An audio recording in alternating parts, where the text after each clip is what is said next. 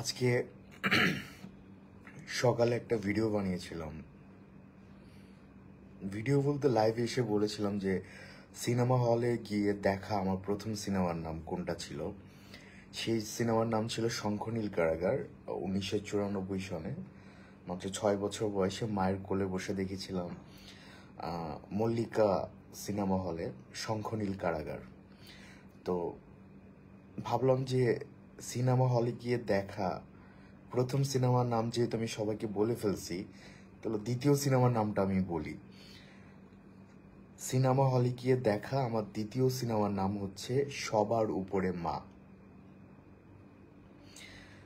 এটা নিয়ে একটা স্মৃতিচারণ করতে চাই। ফেসবুক ভিডিওগুলো তো আর আর্কাইভ থাকে না, মনে হয় 30 দিন পর অটো ডিলেট হয়ে যায়। থাকুক 30 দিনের জন্য স্মৃতি হয়ে।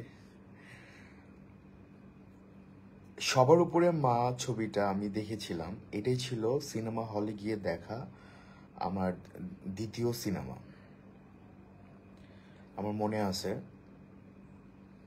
একটা ঘটনা মনে পড়ছে। সেটা হচ্ছে কর্ণচন্দ্র সুমন ভাইয়া ওয়াচিং। কর্ণচন্দ্র সুমন দাদা আদাব, কেমন আছেন? নিশ্চয়ই ভালো আছেন। আপনি ভালো মানুষ, সৌদি আরবে থাকেন, ভীষণ লক্ষ্মী ছেলে। এবং সবচেয়ে বড় কথা হচ্ছে সুমন ভাই মানে অনেক বিনয়ী, down to earth. As human being he is an outstanding person. দাদা thanks for coming in my life. আমি আসলে সিনেমার মানুষ, তো লাইভে আসলে সিনেমা নিয়েই গল্প করি।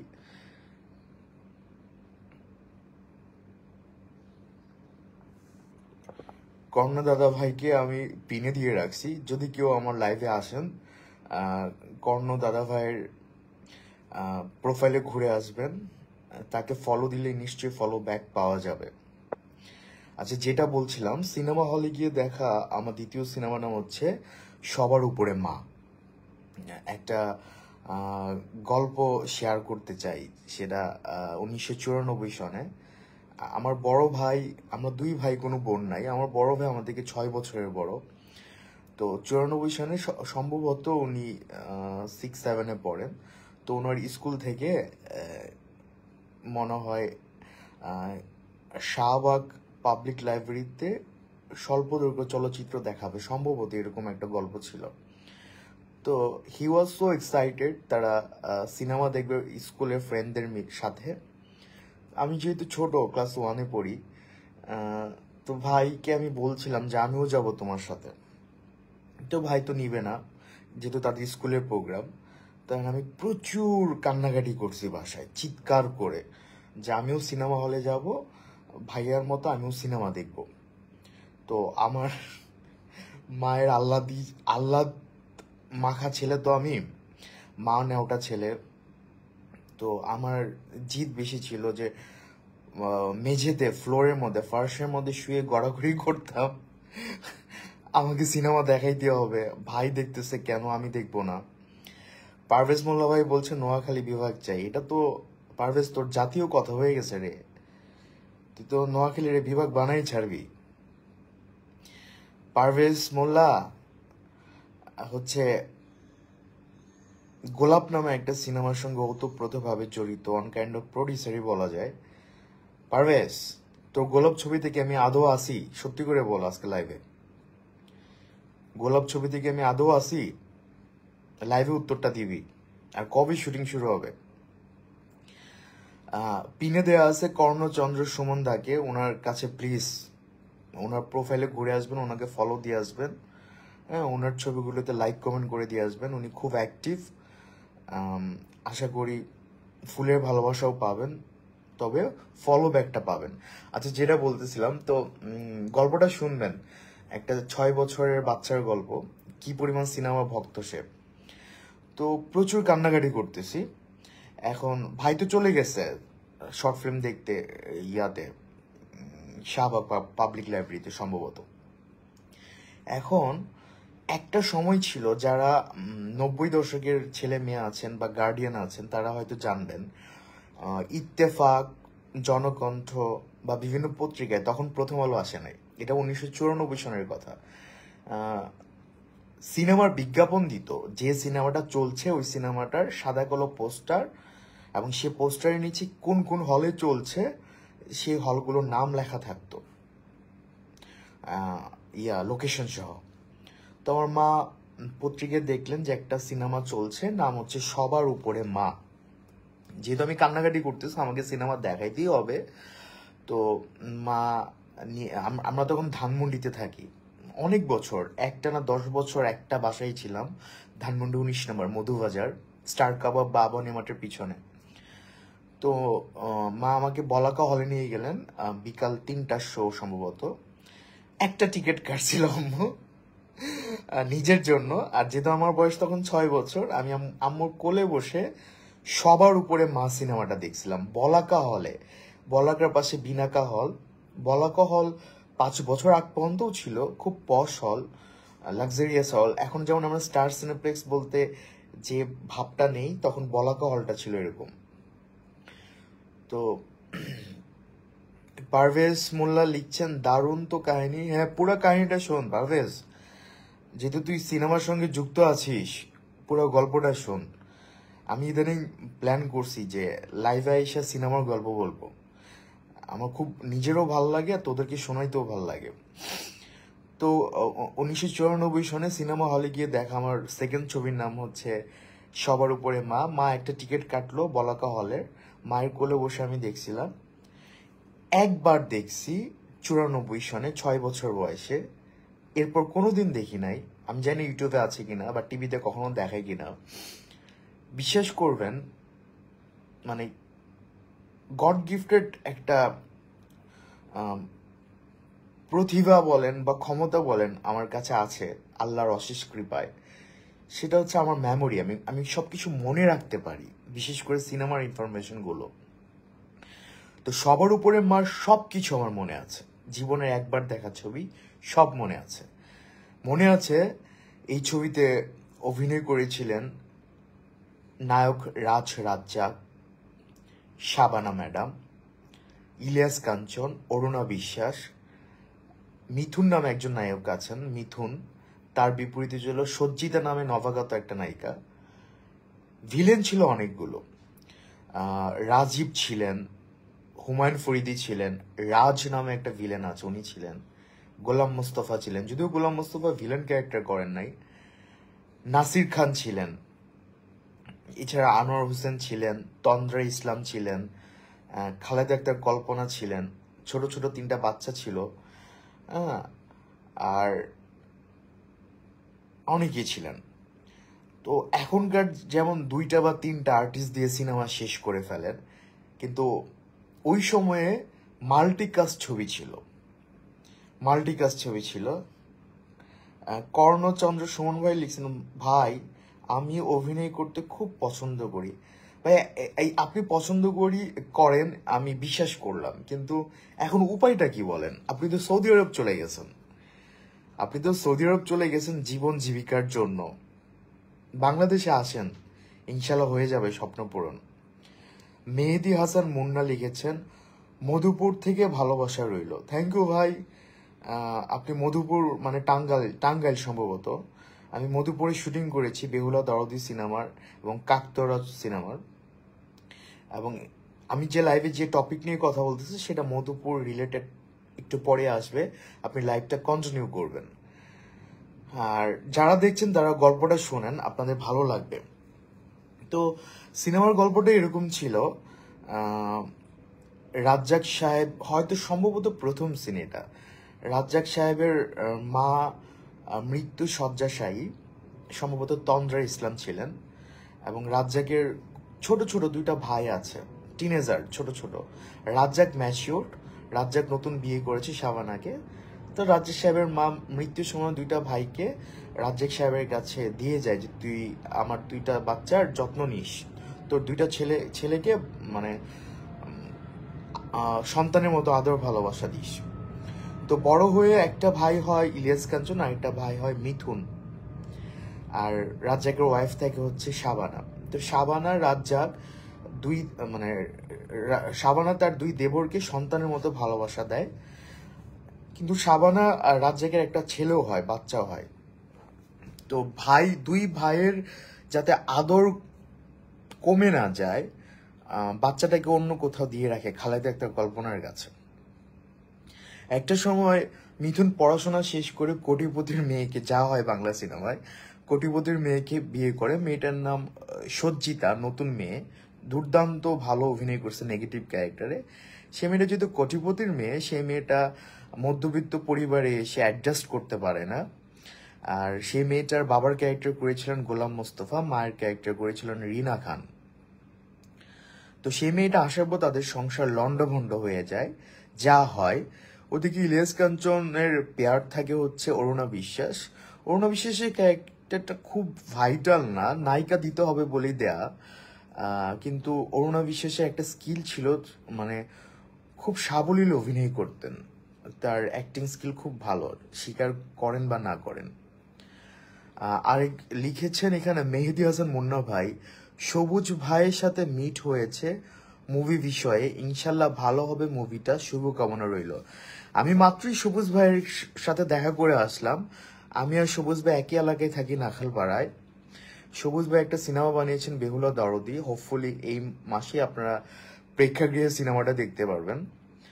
আর সবুজ ভাই খুব ভালো মানুষ, ইনশাল্লাহ আমাদের বেহুলা দরদি সিনেমাটা খুব ভালো হবে।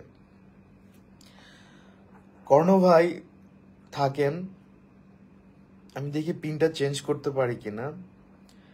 আমি পিন দিলাম মেহেদী হাসান মুন্না ভাইকে। সবাই মুন্না ভাইয়ের প্রোফাইলে যাবেন, ওনাকে আসলে ফলো দিয়ে আসবেন, উনি আশা করি ফলো ব্যাক দিবেন। আচ্ছা, তারপর গল্পটা শোনেন ভাই, সিরিয়াসলি ফুলের ভালোবাসা, পিন, এগুলোর চেয়ে বড় কথা হচ্ছে বাংলা সিনেমার কিছু তথ্য নেন আমার জীবন থেকে নেয়া। তো সিনেমাটা দেখলাম, ছোট বাচ্চাটার এন্ট্রি হয়, যেটা রাজ্জাক শাবানার বাচ্চা। সেখানেও একটা গল্প আছে, বাচ্চাটাকে পালে হচ্ছে খালেদা আক্তার কল্পনা। কিন্তু প্রকৃতির নিয়ম, মানে মা বাবার কাছ থেকে তো সন্তানকে আলাদা করা যায় না, একটা সময় সেই সন্তান চলে আসে মা বাবার কাছে। এরকম কিছু গল্প, ফ্যামিলি ক্রাইসিস, মেজ বউটা খুব ঝামেলা করে, হ্যাঁ, ছোট বউটা ভালো। এখানে হুমায়ুন ফরিদির ক্যারেক্টারটা ভালো ছিল, অরুণা বিশ্বাসকে খুব বিরক্ত করে। এবং ওই সময়ের ওই 94 সনের একটা হিট ছবি আছে और प्यार हो गया, যেটা কিনা রিমেক ছিল বাংলাদেশের অন্তরে অন্তরে সালমান শাহ মৌসুমীর। সেখানে একটা গান আছে, और प्यार हो गया একটা গান আছে। গানটা হচ্ছে জাব কই, সরি একটু ভুল বললাম, ওইখানে একটা ছবি আছে ইয়ে দিল লাগি ছবি, সাইফ আলী খান, অক্ষয় কুমার আর কাজলের, ইয়ে দিল লাগি, 94 সনের ছবি। ওই ছবির একটা সুপারহিট গান আছে, জাব কই লড়কি দেখে মেরা দিল দিওয়ানা বলে ওলে ওলে ওলে। তো হুমায়ুন ফরিদি সবার উপরে মা ছবিতে তার কোনো একটা সিকোয়েন্স ওই গানটা ব্যাকগ্রাউন্ডে বাজতেছিল, বা হুমায়ুন ফরিদি ওই গানটা গাচ্ছিল, ওই স্মৃতিটা আমার মাথায় আছে। কারণ ভিসরে তখন আমি ওই ছবিটা দেখছিলাম, ইয়ে দিল লাগে দেখছিলাম, এই গানটা তখন খুব ভাইরাল ছিল, ওই ব্যাপারটা আমার মাঝে মাঝে মনে পড়ে। ওইদিকে আবার রাজীবের ক্যারেক্টারটা ছিল, রাজীব ওই যে মিথুনের বউ সজ্জিতাকে ভোগ করতে চায়, এটা নিয়েও একটা গল্প আছে। Finally family drama. কিন্তু ছবিটা যিনি বানিয়েছেন, এখন থেকে গল্পের টুইস্ট শুরু হবে। ছবিটা যিনি বানিয়েছেন ওনার নাম হচ্ছে ফারুক হোসেন, এই জায়গাটা ভালো করে শুনবেন। ছবিটা যিনি বানিয়েছেন সবার উপরে মা, ওনার নাম হচ্ছে ফারুক হোসেন। এই ফারুক হোসেন ভাই সবসময় টাই পরেন, মানে ওনাকে টাই ব্যতীত কেউ কখনো দেখেন নাই জীবনে। উনি এফডিসিতে আসলে টাই পরে আসেন, শুটিংয়েও টাই পরে থাকেন, হুইচ ইজ ভেরি গুড, নিজেকে পরিপাটি করে রাখেন। তো 94 সনের মানে সর্বোচ্চ ব্যবসা সফল ছবির প্রথম 10টার মধ্যেই ছিল সবার উপরে মা। তো ছবিটা আমি জীবনের প্রথম যে ছবিটা দেখছিলাম শঙ্খনীল কারাগার, তার 2-1 মাস পরে ওই ছবিটা দেখছি, হলে গিয়ে দেখা আমার সেকেন্ড ছবি। এখন যখন আমি অভিনেতা হয়ে গেলাম, কাকতালীয় ভাবে এই ফারুক হোসেনের সেকেন্ড ছবি, যেটা কিনা অলমোস্ট 20 বছর পর বানিয়েছেন, কাকতাড়ুয়া, সেই কাকতাড়ুয়া ছবিতে আমি অভিনয় করেছি খুব গুরুত্বপূর্ণ একটা ক্যারেক্টারে, ভিলেন আহমেদ শরীফ স্যারের ছেলের ক্যারেক্টারে। পৃথিবীটা গোল ভাই। যে ডিরেক্টরের ছবি আমি মায়ের কোলে বসে দেখেছি 20 বছর পর, সেই ডিরেক্টরের ছবিতে আমি অভিনয় করেছি। আর সেই 20 বছর ফারুক হোসেন ভাই কখনো কোনো ছবি বানান নাই। কেমন লাগলো? এই হচ্ছে ইন্টারেস্টিং ঘটনা। অনেকেই দেখছেন লাইভটা। কর্ণচন্দ্র সুমন ভাই, আপনি কি এখনো আছেন? আমি আপনাকে আবারও পিনে রাখলাম। সবাই কর্ণচন্দ্র সুমন ভাইয়ের আইডিতে ঘুরে আসবেন, ফলো দিয়ে আসবেন, লাইক কমেন্ট করে আসবেন। আশা করি উনি ফলো ব্যাক দিবেন। আর এই ভদ্রলোক খুবই ভদ্র মানুষ, মানুষ হিসাবে খুব ভালো। এরপর ফারুক হোসেন ভাই 2010 বা 11 অর্থ বছরে সরকারি অনুদান পান। ওই বছর 6টা ছবি অনুদান পেয়েছিল। তো আমি পত্রিকায় পড়তাম, একদিন পত্রিকায় দেখলাম যে 6টা ছবিকে অনুদান দেওয়া হয়েছে। একটা হচ্ছে গিয়ে হরিজন, আরেকটার নাম হচ্ছে নেকাব বরে মহাপ্রয়াণ, আরেকটার নাম কাকতাড়ুয়া, আরেকটার নাম হচ্ছে শোভনের স্বাধীনতা, মানবিক বানিয়েছিলেন, আর 2টা ছবির নাম মনে নেই। তো আমি 6 জন ডিরেক্টরের সঙ্গে আমি যোগাযোগ করছিলাম। আজ থেকে 12-13 বছর আগের কথা। তখন আমি ইউনিভার্সিটিতে পড়ি, স্টুডেন্ট। তো ফারুক ভাইকে আমি ফোন দিয়েছি। ফারুক ভাইয়ের নাম্বারটা দিয়েছিলেন প্রয়াত চিত্র সাংবাদিক ঝুটন চৌধুরী, ওনাকে আমি মামা ডাকি। আনন্দধারা বিচিত্রায় উনি কাজ করতেন, খুব প্রথিতযশা বিনোদন সাংবাদিক ছিলেন। তো আমি একদিন বললাম যে এই বছর যারা অনুদান পেয়েছেন, আমি আসলে তাদের সাথে যোগাযোগ করতে চাই, তাদের সিনেমাতে আমি অভিনয় করতে চাই। তো আপনার কাছে আমি কয়েকটা ডিরেক্টরের নাম্বার জোগাড় করেছি, আপনার কাছে কি ফারুক হোসেনের নাম্বারটা আছে? তো জুটন চৌধুরীর মামা আমাকে ফারুক হোসেন স্যারের নাম্বার দিয়েছেন। তাই আমি ওনাকে ফোন দিলাম, ফোন দিয়ে বললাম যে স্যার আপনি তো অনুদান পেয়েছেন, আমার বয়স তখন 22-23 হবে, আমি আপনার ছবিতে অভিনয় করতে চাই, আমি আপনার সাথে দেখা করতে চাই। তো ফারুক হোসেন ভাই তখন মগবাজার থাকতেন। উনি বলেন তুমি আমার বাসায় আসো। তো আমি ওনার বাসায় গেলাম, দেখলাম যে আমার বাবার থেকেও উনি বয়সে বড় তখনই। তো ওনাকে আর মানে ইউজুয়ালি আমরা ডিরেক্টরদেরকে ভাই ডাকি, ওনাকে আর ভাই না ডেকে আমি আসলে স্যার ডাকছিলাম। আমার মায়ের থেকে ওনার ওয়াইফ বয়সে বড় ছিল, কিন্তু ওনার ওয়াইফকে আমরা ভাবি ডাকতেছিলাম। মানে কোনো কিছু ঠিকঠাক ছিল না। আর ওনার একটা ছেলে আমার বয়সী ছিল, আর একটা ছেলে আমার থেকে ছোট ছিল। তো ফারুক ভাইকে বললাম যে ভাই জানেন যে আমি আমার দ্বিতীয় সিনেমাটা যেটা আমি হলে গিয়ে দেখছিলাম, সেটা ডিরেক্টর ছিলেন আপনি। ছবিটার নাম ছিল সবার উপরে মা। আমার ভীষণ পছন্দের ছবি। উনি অনেক খুশি হয়েছেন। আমার ছবির খুঁটিনাটি বললাম, তখন বুঝলেন যে আমি আসলে ছবিটা দেখছি। কারণ তখন পর্যন্ত ছবিটা ইউটিউবে বা ছিল না, এবং টেলিভিশনও দেখায়নি। এরপর আরো 2-4 বার দেখা করার পর উনি আমাকে একটা ক্যারেক্টার দেন। আপনারা যারা ক্লাস 9-10-এ পড়েছেন তারা হয়তো জানেন যে কাকতরো নামে একটা উপন্যাস আছে, বুদার ক্যারেক্টারটা, যেটা সেলিনা হোসেন ম্যাডামের লিখেছেন ওই উপন্যাসটা। সেই উপন্যাস অবলম্বনে সিনেমাটা নির্মিত হয়েছিল কাকতাড়ুয়া। সেখানে মতিউর একটা ক্যারেক্টার আছে, যে রাজাকারের ছেলে, রাজাকার ক্যারেক্টারটা করেছিলেন আহমেদ শরীফ স্যার। তার ছেলে মতিউর ক্যারেক্টারটা আমি করেছিলাম, যে বুদার সঙ্গে সবসময় লেগে থাকে, একটা অদৃশ্য শত্রুতা থাকে বা দৃশ্যমান শত্রুতা থাকে। ওই শুটিংটা আমরা টাঙ্গাইলের মধুপুরে করেছি এবং অনেকদিন শুটিং করছি। সেই ছবিতে অভিনয় করে নাই কে সেটা শোনেন। কাকতাড়ুয়া ছবিতে অভিনয় করেছিলেন আহমেদ শরীফ স্যার, তার ছেলের ক্যারেক্টার করেছিলাম আমি। বুদা ক্যারেক্টারটা করেছিল ছেলেটার নাম মোহিত। ইলোরা গহর ম্যাডাম ছিলেন, খালেদা আক্তার কল্পনা ছিলেন, শাহানুর ছিলেন। এই হ্যাপি সোহান, আমার কলিজার ভাইটা চলে আসছে। ভাইয়া লাভ ইউ। হ্যাপি সোহানও খুব ভদ্র ছেলে, খুব বিনয়ী ছেলে, দেখতেও খুব সুন্দর মাশাআল্লাহ, বয়স কম, কিন্তু সে সৌদি আরবে থাকে, কাজ করে খায়, পরিশ্রমী এবং সোশ্যাল মিডিয়াতে অ্যাক্টিভ। আম, মানুষকে ফুলের ভালোবাসা দিতে কার্পণ্য করে না, আমাকেও 10টা ফুলের ভালোবাসা দিয়ে দিয়েছে। আমি হ্যাপি সোহান ভাইকে আমি আসলে পিনে রাখতে চাই।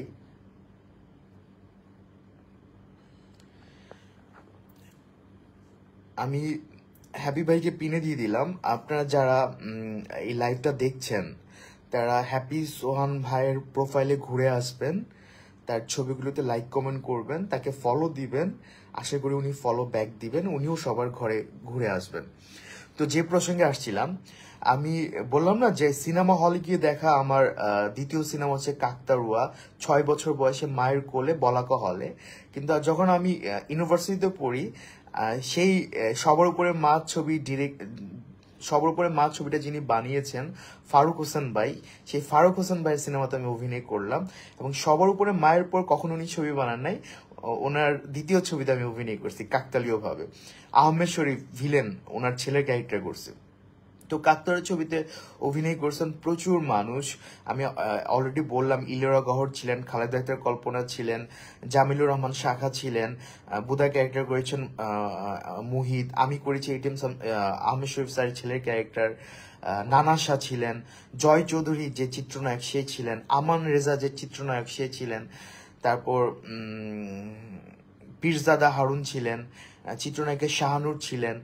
মানে এত আর্টিস্ট, আবু সাইদ খান যিনি কিনা সবার উপরে মায়ের ছবিটার কাহিনী লিখেছেন, তিনিও কাকতাড়ুয়া ছবিতে অভিনয় করেছেন। তো প্রচুর আর্টিস্ট ছিল। ছবিটাতে কাজ করে আমার খুব ভালো লাগছে। টাঙ্গাইলে মধুপুরে শুটিং হয়েছে, কিন্তু 2012-তে শুটিং করলো, এটা হচ্ছে 2025, 13 বছর হওয়ার পরও ওই ছবিটা এখনো আলোর মুখ দেখে নাই। মানে এখন আমি থেমে গেলাম, এইটা হচ্ছে আমার কষ্টের জায়গা ভাই। ওই ছবিটা এখনো আলোর মুখ দেখে নাই, কিন্তু ওই স্মৃতিটা আমার ভাল লাগছে। জীবনের প্রথম হলে গিয়ে আমি যে ছবিটা দেখলাম শঙ্খনীল কারাগার, আর জীবনে দ্বিতীয়বার হলে গিয়ে আমি যে ছবিটা দেখলাম সবার উপরে মা, সেই সবার উপরে মা ডিরেক্টরের ছবিতে আমি 20 বছর পর অভিনয় করলাম। 20 বছর উনি কোনো ছবি বানান নাই, 20 বছর পর উনি দ্বিতীয় ছবি বানান, সেই দ্বিতীয় ছবিতে আমি অভিনয় করছি। তো ডেস্টিনি আসলে কাকে কোথায় নিয়ে যায় কেউ বলতে পারে না। আসলে আপনার সাথে আগামীকাল কি হবে সেটা আপনি আজকে জীবনও বলতে পারবেন না। আচ্ছা, আমি একটু কমেন্টগুলো পড়ে আসি। কর্ণচন্দ্র সুমন ভাই বলেছেন, অবশ্যই ভাই আপনার গল্পটা অনেক ভালো লাগছে শুনতে। থ্যাংক ইউ ভাই। এই আল্লাহ দিছে আমাকে একটা কথা বলার ক্ষমতা, প্রচুর কথা বলতে পারি, এই একটা জিনিসই ঠিকঠাক পারি আসলে। মেহেদি হাসান মুন্না ভাই লাইভটা দেখছেন, কেউ যদি আসলে চলে আসতে চান আমার ভিডিও কলে, আপনারা চাইলে আসতে পারেন। দেখি আমি আসলে কাউকে কলে নিতে পারি কিনা, আমি সেটা দেখবো। হ্যাপি সোহান ভাই লিখছেন, আসসালামু আলাইকুম। ওয়ালাইকুম সালাম ভাইজান।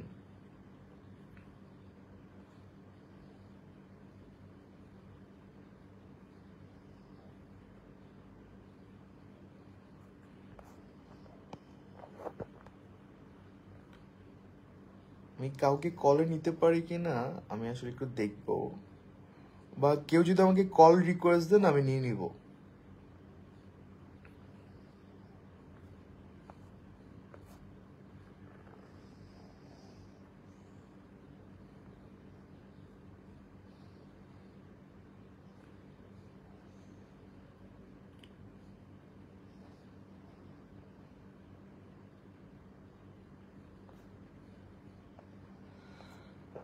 আমাকে যদি কেউ নিতে চান, ব্রিং দেম অন ভিডিও। ওকে,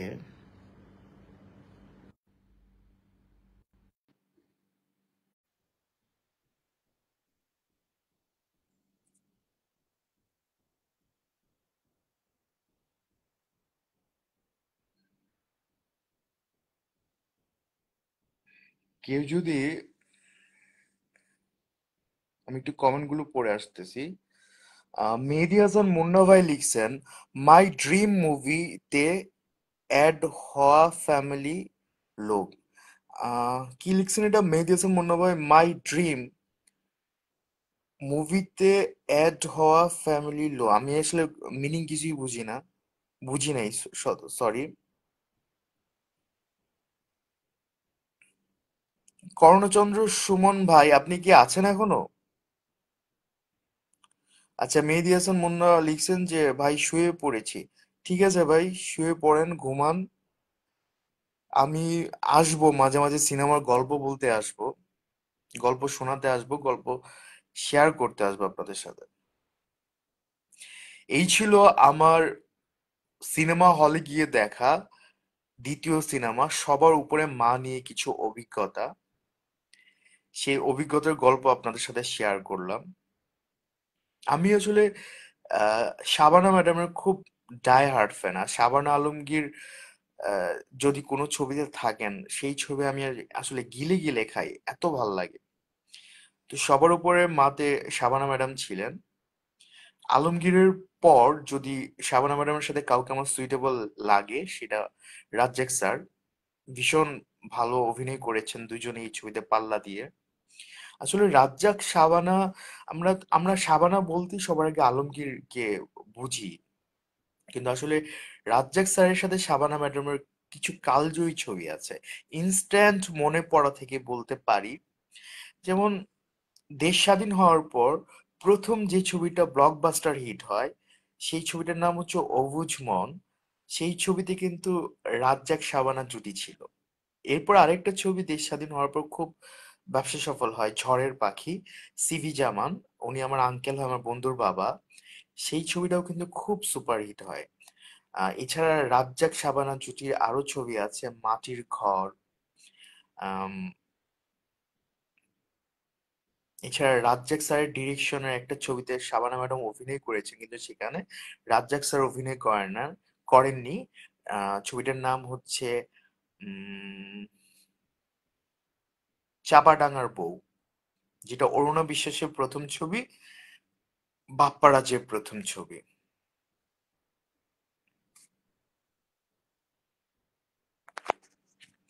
আমি একটু কমেন্ট গুলো নিয়ে নিব।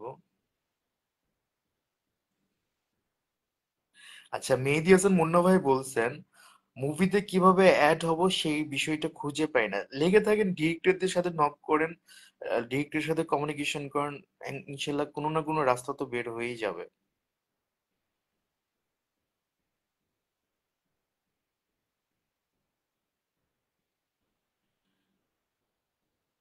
আজকে জাস্ট সবার উপরে মায়ের গল্পটা বলতে এসেছিলাম। আজকে এতটুকু পর্যন্তই। ভালো থাকবেন, সবার ঘুম ভালো হোক। গুড নাইট, শুভরাত্রি।